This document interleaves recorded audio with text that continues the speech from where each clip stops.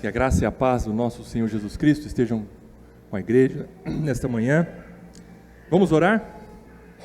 Pai, mais uma vez te pedimos por misericórdia, fale aos nossos corações, que a Tua palavra, Senhor, ganhe as nossas mentes e isso se converta em obediência, em ações que geram glórias e honras ao Senhor. No nome de Jesus, amém. A primeira resposta de Deus a Abacuque, e a resposta foi: eu sou soberano e insondável. Eu tenho algo que eu preciso contar para vocês. Eu tive uma conversa com Deus. Eu falei sobre tudo com Ele. Eu abri o meu coração para Ele e eu não deixei nada de fora. Eu levei a Deus a minha crise, a minha angústia e a questão do mal. Eu falei com Ele. E tem um detalhe nessa conversa que faz toda a diferença. Ele me respondeu. E eu anotei a resposta. Ah, gente, se fosse comigo isso, vocês iam ficar com a vontade de querer saber, não iam? Deixa eu ver aí, pastor, o que você anotou? Você já leu a conversa que Abacuque teve com Deus sobre o mal, não leu? Como nós vimos na última pregação, este homem profeta, ele chegou para Deus com questionamentos do tipo: até quando, Senhor? Por que, Senhor? E Abacuque se desespera. O coração do profeta é tomado por angústia e por tristeza, ele vive dias de intensa aflição. Na cabeça de Abacuque, ele não entendia uma coisa, como nós vimos: como é que Deus, que é santo, justo e bom, ele deixa coisas tão más acontecerem? E como eu disse lá naquela pregação, Abacuque faz a melhor coisa que qualquer um de nós deve fazer. O que ele faz? Ele fala com Deus. E Deus respondeu. O que é curioso é que a resposta de Deus aponta para o fato de que Deus não vai fazer tudo aquilo que nós pedimos. Deus usa no seu plano até mesmo os perversos e circunstâncias más para lidar com o mundo, para lidar com as pessoas e, sobretudo, em especial, com relação à redenção, com relação à salvação do seu povo. Abacuque clama, pede, ele abre o seu coração a Deus e Deus responde. Vamos ver a resposta de Deus então a Abacuque, capítulo 1 do livro de Abacuque. Vamos ler do versículo 5 até o versículo 11. Já encontrou aí Abacuque? Está ficando craque, né? Encontrar o livro do profeta Abacuque. Se dos versos 2 a 4 nós vimos a fala de Abacuque com Deus, agora do versículo 5 até o versículo 11, nós vamos ver a resposta de Deus ao profeta. Versículo 5: olhem entre as nações e vejam, fiquem maravilhados e admirados, porque no tempo de vocês eu realizo obra tal, que vocês não acreditarão se alguém lhes contar. Pois eis que trago os caldeus, nação cruel e impetuosa, que marcham pela largura da terra para apoderar-se de moradas que não são suas. Eles são pavorosos e terríveis. Fazem as suas próprias leis e impõem a sua dignidade. Os seus cavalos são mais ligeiros do que os leopardos, mais ferozes do que os lobos ao anoitecer. Os seus cavaleiros se espalham por toda parte. Sim, os seus cavaleiros chegam de longe, voam como a águia que se precipita para devorar. Eles todos vêm para fazer violência. Estão determinados a seguir em frente. Reúnem os cativos como se ajunta areia. Zombam dos reis. Os príncipes são motivo de riso para eles. Riem de todas as fortalezas, porque amontoando terra as conquistam. Então, passam como passa o vento e seguem adiante. Tornem-se culpados estes, cujo Deus é a própria força. Amém? Graças a Deus, Deus respondeu ao profeta. Mas a resposta não foi bem aquilo que Abacuque esperava. Deus concorda com Abacuque. É verdade, você tem razão, Abacuque, eu estou vendo todo este mal que cerca você, essas injustiças, essas violências, litígios, contendas, eu estou vendo, Abacuque. Meu irmão, minha irmã, você tem visto maldades e injustiças e perversidades ao seu redor? Você tem visto? Responda para mim. Sim, Deus também está vendo. Agora, a resposta de Deus aos nossos clamores e súplicas, às vezes não é exatamente como a gente espera que seja. Deus responde a Abacuque: eu tenho visto toda esta maldade, a violência que você relatou. E sabe o que eu vou fazer, Abacuque? Vocês não vão acreditar. Eu vou mandar uma nação ímpia atacar e oprimir a minha nação de Judá. Eu vou usar uma nação ímpia para punir a minha nação, e eu vou fazer toda essa situação que você, Abacuque, está vendo que está ruim, eu vou fazer piorar. Dá para acreditar? E aqui nós já temos algo muito valioso como aprendizado. Presta atenção. Infelizmente, hoje o discurso em muitas igrejas que se dizem cristãs é um discurso antropocêntrico. O que é um discurso antropocêntrico? É um discurso que tem o homem no centro. A fala, a pregação, o discurso é voltado para o homem, pensando que Deus existe para fazer coceguinha na barriga das pessoas, ou para, quem sabe, ficar aplicando doses de analgésico para as pessoas ouvintes sentirem menos dor durante a vida. Porém, este discurso antropocêntrico, onde tem o homem no centro, acaba levando ao entendimento errado do agir de Deus, no seguinte sentido: como se fosse um absurdo Deus fazer crente sofrer,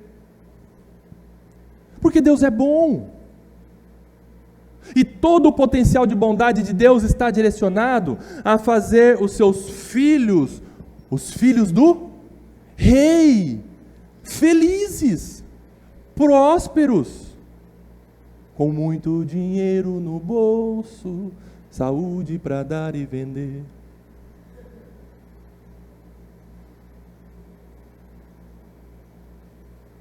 Só que o que o Senhor está ensinando para Abacuque e para nós como igreja nesta manhã e no curso do livro do profeta é que crente também sofre.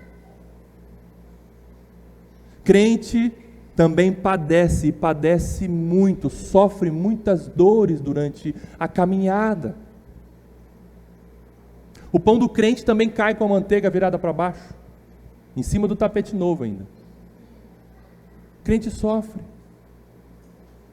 E agora, eu peço a você que você veja comigo os detalhes da resposta de Deus ao profeta Abacuque. Versículo 5, olha lá. O Senhor diz a ele assim: olhem entre as nações e vejam.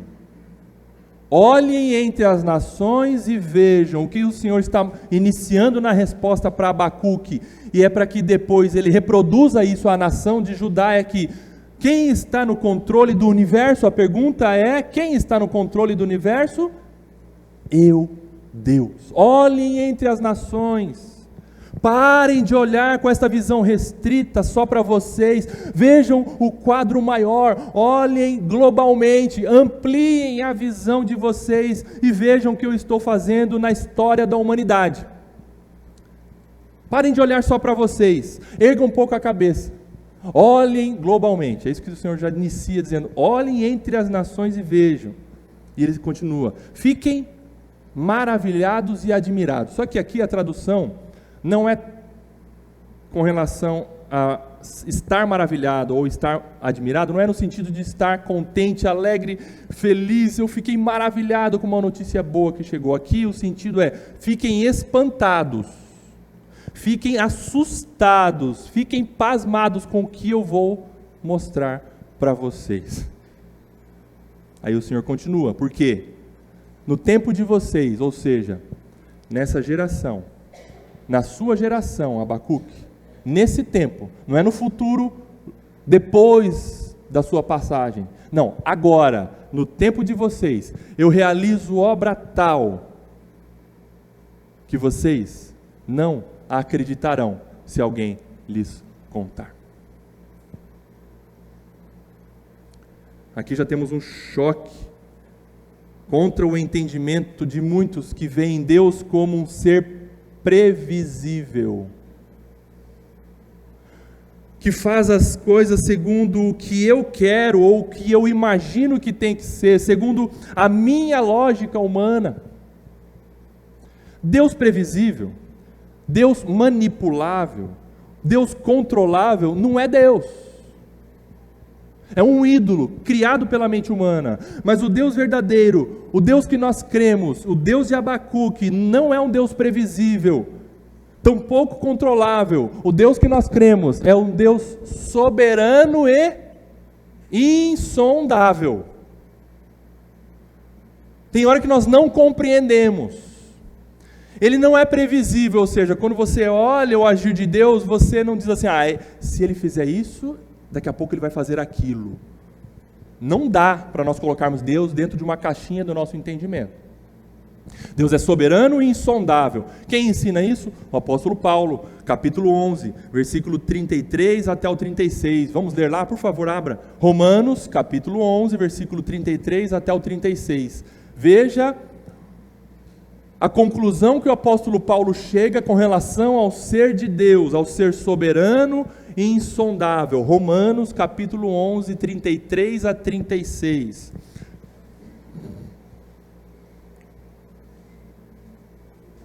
Ó profundidade da riqueza. É muito profundo. É muito profundo. A riqueza, qual riqueza? Tanto da sabedoria quanto do conhecimento de Deus.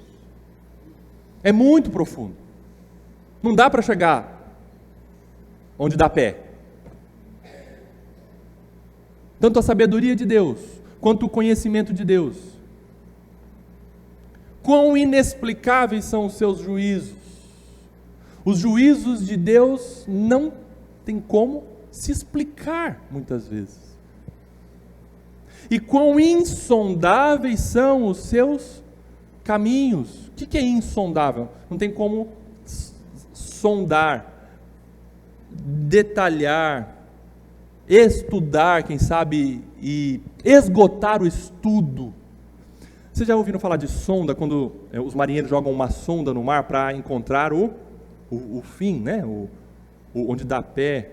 Jogam uma sonda, e a sonda vai fundo, de repente, 5 milhas, 10 milhas, pés, né? Eles chamam de pés, né? 10 mil pés, e foi, opa, chegou. A sonda parou. Chegou em 40 mil pés de profundidade, sei lá. Só que para Deus, você joga a sonda aí, não chega no fim. Por isso ele é insondável. Quão insondáveis são os seus caminhos? Versículo 34. Aí o apóstolo Paulo vai começar a fazer algumas perguntas retóricas, que a gente sabe a resposta. Pois, quem conheceu a mente do Senhor? A resposta é? Só Ele mesmo. Ninguém, só Ele mesmo. Tá bom. Quem foi o seu conselheiro? Ou seja, quem chegou para Deus e falou assim, Deus, senta aqui, deixa eu te explicar umas coisas. Deixa eu te dar uns conselhos. Quem fez isso? Só Ele mesmo. As 3 pessoas da Trindade se aconselham mutuamente. O conselho, o apóstolo Paulo escreve em Efésios, o conselho de Deus. Ninguém mais dá conselho para Deus. Ou quem primeiro deu alguma coisa a Deus para que isso lhe seja restituído? Quem fez isso? Ninguém. Aí ele termina no versículo 36. Por quê? Dele, por Ele e para Ele são todas as coisas. A Ele seja a glória para sempre. Amém? Amém. Ponto final. Agora vamos voltar lá para Abacuque capítulo 1, volta lá. Veja, o ser de Deus é esse. Esse é o caráter do seu e do meu Deus, um Deus soberano e insondável. Versículo 6, lá do capítulo 1 de Abacuque. Pois eis que trago os caldeus. Eu vou falar, Deus respondeu para Abacuque, eu vou contar uma coisa que vocês não vão acreditar. Vocês vão ficar admirados, maravilhados, ou seja, assustados, pasmados. Eu vou contar para você, Abacuque, e você depois fala para a nação de Judá. Pois eis que trago os caldeus. Caldeus igual a babilônios. Eu trago os caldeus. Quem que vai trazer a minha pergunta para você e você vai me responder? Deus. Foi o diabo? Não, foi Deus. Deus conduziu, trouxe a nação dos caldeus, trouxe os babilônios para atacarem o seu povo, a sua nação. Sabe como que Deus chama Nabucodonosor? Nabucodonosor era o rei da Babilônia nessa época da invasão da nação de Judá e também da deportação dos judeus lá para a Babilônia. Sabe como que Deus chama Nabucodonosor lá em Jeremias capítulo 27? Deus chama de meu servo. Meu servo. Daniel capítulo 4 também você vai encontrar o registro de que Nabucodonosor era um servo na mão de Deus, a ponto de Deus fazer com que Nabucodonosor pastasse. Ele comia esse capim como os bois. Daniel capítulo 4. Tudo está no controle da mão de Deus, inclusive os ímpios. Então Deus fala para Abacuque, eu vou trazer os caldeus, versículo 6, continua aí. Nação cruel e impetuosa, ninguém segurava os babilônios, exceto Deus, que marcham pela largura da terra. Deus está mostrando para Abacuque assim, ó, os babilônios, eles marcham, não é um gato pingado de soldado num exército que você olha e fala, tem uma trincheirinha armada ali, tem uma meia dúzia aqui, e eles vêm, e dá para você, por exemplo, num contra-ataque, né, eliminar com aquele foco de ameaça ou depois com aquele outro foco de ameaça. Não, Deus está mostrando assim, ó, eles marcham na largura da terra, ou seja, se você tivesse vendo o exército babilônio vindo de lá para cá, você ia olhar do ocidente ao oriente, você ia olhar de um extremo a outro do horizonte, só tinha soldado babilônio, de um ponto a outro do seu olhar. Eles marcham pela largura da terra. Imagina a quantidade de soldado, de guerreiro caldeu, para apoderar-se de moradas que não são suas. Os babilônios eram cruéis, impetuosos. Há registros extra-bíblicos relatando que quando os babilônios invadiam outras nações, eles destruíam quase todos os vestígios de vida. Eles não deixavam quase nada sobreviver. Pessoas eram massacradas e mortas, se não mortas, eram torturadas e eram feitas escravas. Árvores eram destruídas, animais eram destruídos, se não fossem destruídos, eram tomados, eram confiscados para eles. Plantas eram destruídas, fazendas eram devastadas. Onde os babilônios passavam, eles destruíam, eles devastavam. Igreja, Abacuque, na sua primeira crise, ele clamou por solução e alívio da parte de Deus. O que acontece? Deus responde que não vai aliviar, e Deus responde também que a situação vai piorar, e com isso a crise do profeta vai se intensificar. É o que nós vamos ver daqui a pouco, numa outra pregação, do versículo 12 até o versículo 1 do capítulo 2, a crise do profeta aumenta, como se ele dissesse, Senhor, por que eu fui falar para o Senhor? A coisa vai piorar. Aí ele derrama mais ainda o seu coração ao Senhor. É o que nós vamos ver na próxima exposição. Preste atenção na escrita de Hernandes Dias Lopes com relação a isso. O profeta estava inquieto com o silêncio de Deus, mas ficou mais desesperado quando Deus começou a falar. A resposta de Deus não era exatamente o que Abacuque queria, mas Deus, preste atenção, não subordina os seus projetos ao querer humano. Deus cumpre a sua palavra não apenas quando está em nosso favor, mas também quando Ele é contra nós. Agora, perceba uma coisa. O povo de Deus estava praticando violência, não estava? Versículo 2 do capítulo 1, aí você confere, o Abacuque grita: até quando, Senhor, eu gritarei violência? Então sabe o que Deus faz? Deus envia uma nação que conhece bem de violência. A nação de Judá estava cometendo iniquidades e opressão. Você lê isso no versículo 3. Abacuque diz ao Senhor: eu só vejo iniquidade, eu só vejo opressão. Adivinha o que a Babilônia iria fazer com os judeus? Iria praticar iniquidade, iria oprimi-los. Chegou a hora do povo de Deus beber do próprio veneno. E quem está conduzindo tudo isso? Deus. Deus. Aquilo que o homem semear, ele ceifará. Ele vai colher. Seja ímpio, seja crente. Agora confere aí comigo, do versículo 7 em diante, qual que é o modus operandi, ou qual que é a maneira agressiva, a maneira cruel dos babilônios agirem em suas invasões, como que um tornado devastando tudo por onde passa. Versículo 7, eles são pavorosos e terríveis. Eles são pavorosos e terríveis, causava pavor ao ver as tropas babilônicas chegando. Eles são terríveis. Eles fazem as suas próprias leis, ou seja, eles são leis para eles mesmos. Eles são orgulhosos, eles impõem a sua dignidade, ou seja, onde eles chegavam, eles acabavam com as regras daquele país, daquela nação, eles desconsideravam tudo e eles impunham as suas leis, o seu jeito de viver para aquela nação subjugada. Eles impunham, eles eram prepotentes.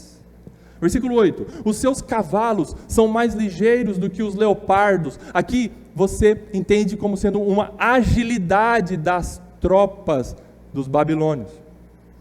São mais ligeiros do que os leopardos, mais ferozes do que os lobos ao anoitecer. Mais feroz do que o lobo ao anoitecer, é a mesma coisa que o lobo ao anoitecer, eles se juntam e eles rodeiam para espreitar, para atracar. Um lobo uiva, daqui a pouco outro do lado dele uiva, aí daqui a pouco outro lá uiva, e eles daqui a pouco estão na floresta todos cercando aquela presa que eles querem atacar. Lobos ao anoitecer. Os caldeus, os seus cavaleiros se espalham por toda parte. Sim, os seus cavaleiros chegam de longe, versículo 8 aí. Voam como águia que se precipita para devorar. Aqui assim, você olha, se você estivesse lá, você olharia os cavaleiros dos babilônios chegando lá longe. Você virava as costas para pegar, quem sabe, a sua espada ou buscar se defender. Quando você voltava para cá, eles já estavam em cima de vocês. E eles eram tão ágeis como uma águia, e eles eram tão certeiros, eles tinham uma precisão no ataque como uma águia que devora a sua presa. A águia, quando ela identifica uma presa, ela vai num voo rasante e preciso para atacar a presa. Assim os babilônios eram. Não tinha erro, não tinha defeito, não tinha falha no ataque. Eles eram precisos. Versículo 9, eles todos vêm para fazer violência, estão determinados a seguir em frente, nada impede, reúnem os cativos como se ajunta areia. Vem cá, como que você ajunta areia na sua casa? Você faz areia, vem cá, vou pôr você dentro do saco. Opa, desculpa. Como que se junta areia? Põe no saco, joga. Como que os babilônios, eles reúnem os cativos? Eles reuniram os cativos de Judá. Eles pegaram crianças, eles pegaram mulheres, eles pegaram idosos, eles juntavam um monte de gente, jogavam, maltratavam, jogavam como se joga areia, de qualquer jeito. Aqui demonstra uma desumanidade, aqui demonstra uma crueldade. Eles não estavam nem aí, eles eram maldosos, cruéis. Versículo 10, zombam dos reis. Os príncipes são motivo de riso para eles. Eles riem de todas as fortalezas, porque amontoando terra, as conquistam. Qualquer tentativa de tentar barrar o avanço da tropa babilônica era patético. Não tinha para ninguém. Versículo 11. Então, passam como passa o vento e seguem adiante. Aqui, passa como passa o vento, é como se fosse um tornado. Agora, há pouco tempo atrás, passou um tornado lá na costa norte dos Estados Unidos, né? Na costa sul, desculpa, dos Estados Unidos, e devastou ali a Flórida. Eles estavam com medo, né? Graças a Deus que não chegou com a força com que eles estavam prevendo. Aqui é isso. Os babilônios chegavam e devastavam como um vento que passa soprando e segue adiante. Tornam-se culpados estes cujo Deus é a própria força. Queridos, o poder, a força, a crueldade, a maldade era Deus para os babilônios. Eles se vangloriavam disso. Agora eu preciso que você preste atenção num detalhe muito importante aqui no versículo 11. Você notou? Embora os caldeus tenham agido desta forma tão cruel, tão desumana, por ordem de Deus, quem que falou que eu trago os caldeus? Foi Deus. Deus fez isso. Porém, a culpa foi dos caldeus. Em hipótese alguma, a culpa foi de Deus. Embora Deus tenha suscitado, tenha levantado, até conduzido os babilônios para atacarem a nação de Judá, os responsáveis pelos atos violentos e desumanos são os agentes dos atos. São aqueles que fizeram tudo isso, no caso, os babilônios e o líder Nabucodonosor. Sabe por quê? Olha o que Deus declara no versículo 11. Tornam-se culpados estes. Eles são culpados do que estão fazendo. Tem hora que nós não compreendemos o agir de Deus. Mas Deus jamais é culpado de pecado, ou de erro, ou de falta, ou de ser injusto. Jamais. Você consegue entender isso? Romanos 11, 33 a 36. Jamais Deus vai ser culpado por isso. Jamais. Mas Ele conduziu os caldeus. Ele que trouxe. Deus é soberano. Ele age em todas as circunstâncias, mas Ele nunca pode ser declarado culpado ou sequer conivente com o pecado. Aliás, nenhum pecado passará impune aos olhos do Senhor. Com Deus não se brinca. O apóstolo Paulo escreveu, de Deus não se zomba. A justiça de Deus, ela nunca falha. E foi isso que aconteceu. Agora vocês conseguem ter um pouquinho de noção por que vai vir na sequência a segunda crise de Abacuque? Ele ficou pior do que ele estava. Quando ele soube dessa notícia, o Senhor revelou a ele o que o Senhor ia fazer com a nação de Judá. E agora eu preciso caminhar para o final e eu faço uma pergunta para você. Por que Deus fez isso? A gente se pergunta, né? Por que Deus fez isso? A nação de Judá não merecia todo esse mal que Deus provocou contra ela. Merecia? Judá merecia. Judá merecia. Deus está usando o mal para um fim proveitoso. Deus, Ele move todas as circunstâncias terríveis que nós estamos vendo aqui para disciplinar o seu povo, para levá-los a voltarem a Ele em arrependimento e salvá-los. Essa é a tônica do livro de Abacuque, uma vida pela fé, entendendo que o agir de Deus tem um fim proveitoso, seja mal, seja bom, seja através do mal ou por circunstâncias boas, tudo tem um fim proveitoso para Deus.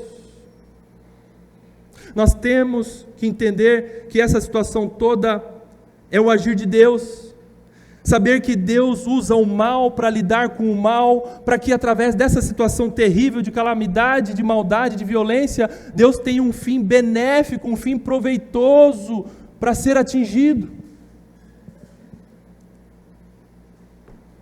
Tem hora que nós não compreendemos o agir de Deus, principalmente com as circunstâncias más das nossas vidas. Por que, Senhor, isso está acontecendo comigo? Mas nós temos que entender que tudo tem um fim proveitoso. Todas as coisas cooperam, o apóstolo Paulo escreveu um pouquinho antes, capítulo 8, lá em Romanos, todas as coisas cooperam para o bem daqueles que amam a Deus. Todas as coisas incluem as ruins. Todas as coisas cooperam para o bem daqueles que amam a Deus. E eu digo a você que um fato mais terrível do que este que nós vimos aqui, envolvendo homens maus, fazendo coisas cruéis, com alguém que não merecia, um homem perfeito, que estava ali em nome do Senhor, para que com isso um bem incomparavelmente fosse atingido. Eu convido você a abrir capítulo 13 de Atos, para nós verificarmos a pregação do apóstolo Paulo em Antioquia. Atos capítulo 13.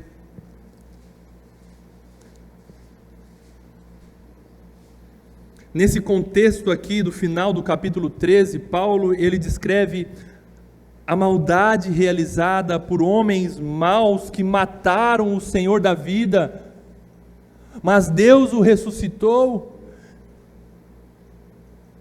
Tudo isto foi parte do plano de redenção do próprio Deus, em que o Messias, o seu Filho, morresse pelas mãos de iníquos, para que o perdão dos pecados fosse conquistado na cruz e a justiça de Deus fosse plenamente satisfeita.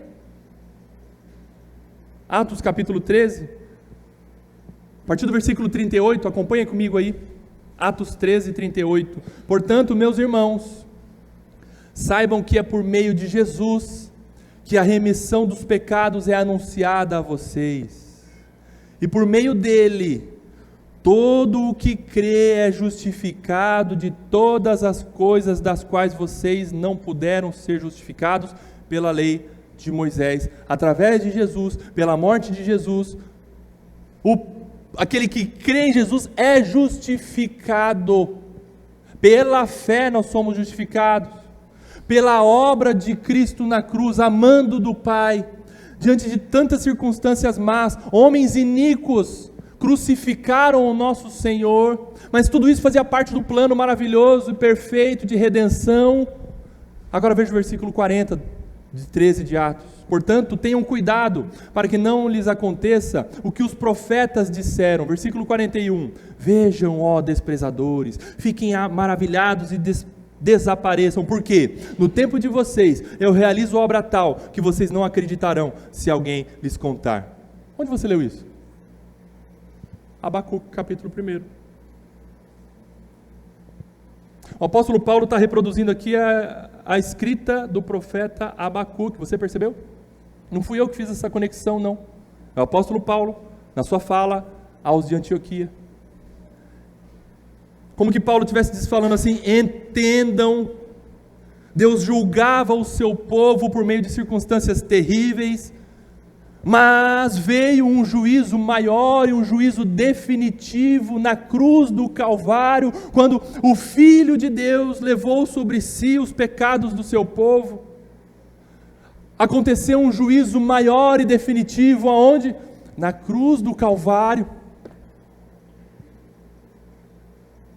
Quem poderia imaginar que a maneira de Deus lidar com o mal, e o mal em todos os seus aspectos, através de um juízo maior e definitivo, seria feita por meio de Ele enviar, não uma nação cruel e impetuosa, mas o seu próprio Filho, para sofrer, para morrer no nosso lugar. Nós que não merecíamos esta inexplicável graça. Homens maus mataram com muita crueldade o nosso Senhor. Para quê? Para executar o plano de redenção arquitetado por Deus. Tudo estava debaixo do plano e do controle de Deus. Presta atenção numa coisa, meu irmão, minha irmã. Judá sofreu o merecido juízo do Senhor pela mão e pela espada dos babilônios. Mas você, crente, não vai conhecer o juízo do Senhor, o juízo final que você merecia. Por quê? Porque a ira de Deus recaiu sobre o seu Filho. O juízo de Deus foi lançado sobre Jesus na cruz do Calvário. E você, crente em Jesus Cristo, não vai sofrer a ira e o juízo final por conta disso. Então você não precisa temer o juízo final. É dessa forma, é porque o juízo de Deus recaiu sobre Jesus, é que você é declarado justo no tribunal de Deus, porque você crê em Jesus Cristo. Isso é a dupla imputação.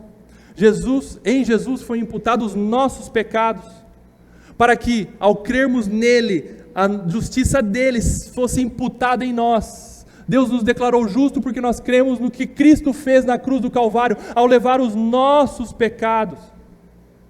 Deus derramou a sua ira sobre o Filho, para que nós fôssemos poupados dessa ira.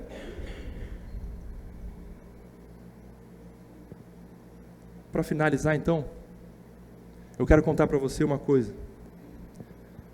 Deus realizou uma obra tal, que se alguém contar, muitos não vão acreditar. Considerando que todos nós somos pecadores, qual é a solução para o mal que nós cometemos contra Deus? Cristo e a sua morte na cruz do Calvário. Essa é a história que nós precisamos contar para a nossa alma, para as nossas almas, constantemente, e para as pessoas. Muitos não vão acreditar, mas muitos acreditarão. Você acreditou e você creu. Cristo morreu no seu lugar e satisfez a ira de Deus, toda a justiça de Deus, e você foi perdoado pela morte de Cristo na cruz do Calvário. Houve remissão pelos seus pecados. A morte de Cristo foi no nosso lugar para nos dar vida. Portanto, nós estamos salvos da ira vindoura. Ó Senhor, que plano perfeito, que plano maravilhoso no nosso Deus, que é soberano e insondável. Ao entendermos tudo isso, que nós tenhamos mais gratidão em nossos corações e um desejo maior de adorar ao nosso Salvador e Senhor Jesus Cristo, que sofreu no nosso lugar. Nós que merecíamos estar na cruz do Calvário. Vamos orar. Senhor, maravilhosa graça nos alcançou um dia. Tão grande salvação nos alcançou, porque o Senhor, antes da fundação do mundo, planejou nos salvar, nos perdoar, nos justificar, através do sacrifício do seu Filho na cruz do Calvário, Senhor. Obrigado por tão grande salvação. Obrigado por Jesus Cristo, o nosso Senhor e Salvador. Obrigado porque, por graça, fazemos parte desse plano, Senhor. E nós pedimos que o Senhor continue o teu trabalhar nas nossas vidas, transformando o nosso coração, para nós sermos adoradores, que, apesar das circunstâncias que nos sobrevêm, dos males que nos acometem, nós sejamos gratos e compreendamos que tudo tem um bom propósito nas nossas vidas, para a nossa transformação, para que nós sejamos como o teu Filho Jesus Cristo, porque tudo já foi feito em Cristo Jesus. Que descansemos nessa verdade, de que tudo já foi feito em Cristo Jesus e sua morte na cruz. Assim oramos, Senhor, gratos por teu plano maravilhoso, e agradecemos porque o Senhor tem se revelado a nós com o teu caráter, ao conhecermos que o Senhor é soberano e insondável. Oramos, gratos, no nome santo do nosso Redentor Jesus Cristo. Amém. Amém.